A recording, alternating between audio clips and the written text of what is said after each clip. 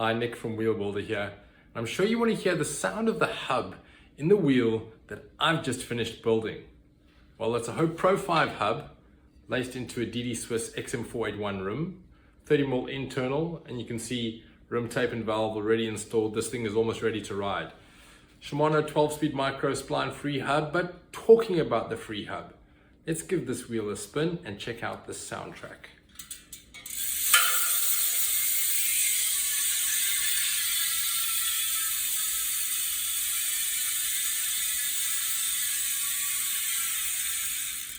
Being a Hope Pro5 hub, this thing has got extremely low free hub friction. So if I didn't stop that wheel from spinning, we would be here all day, and no one's got time for that.